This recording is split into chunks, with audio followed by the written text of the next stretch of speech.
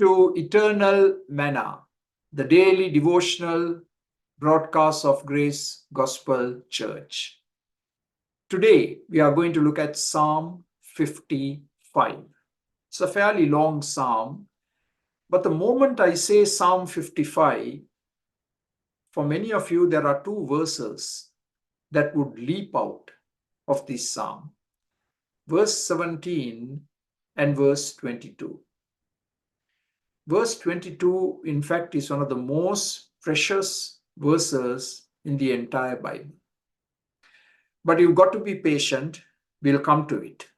We've got to start with verse 1.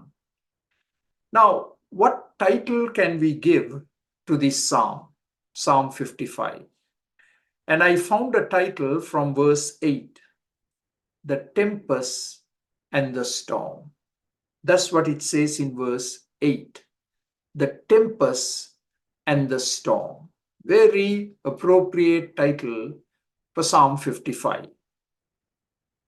Now, just to give some context, Psalm 52 and Psalm 54, we found that David was in the wilderness on the run. Psalm 55 is David in Jerusalem as king.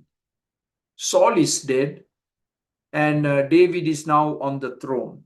But Absalom, his son, leads a rebellion against his own dad, and all what the prophet Nathan had predicted is coming true. So Psalm 55 is internal conflict, civil war, led by your own son, Absalom. A bitter, bitter, bitter pill to swallow. So that's how you and I should look at Psalm 55. So we are going to look at this psalm under different headings. And the first heading is from verses 9 to 11, David's circumstances. David's circumstances. And David describes it to us in vivid detail.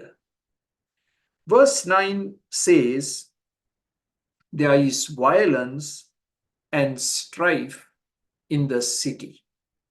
It's almost like 21st century language in some parts of the world. Violence and strife in the city.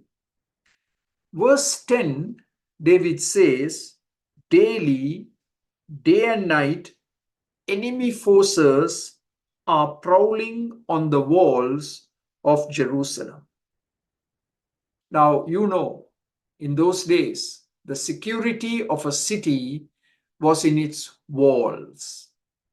And these were very high walls, very thick walls to protect the city from the enemy. And David is saying, as he looked at the top of the walls, where even chariots could go, I'm told, the enemy forces were walking on the top of the walls. And they were very intimidating, they were fierce, and they were prowling on top of the walls. And continuing on, David says in verse 10 that there was malice and verbal abuse. Malice and verbal abuse against David. And verse 11, David says, there are destructive forces at work in the city. How very relevant and appropriate to describe what's going on in many of our cities. Destructive forces at work in the city. I don't have to give you a list. You can make up your own list. But in every city, there are destructive forces. It could come in the form of drugs. It could come in the form of shootings that take place, gun violence. It could come in the form of stabbings that are taking place, and robberies, and a very unsafe place to be in. That is why from time to time people move from one city to another, saying that the city is unsafe. So, David's circumstances were very, very grim. And we'll continue looking at this tomorrow. God bless you. Amen.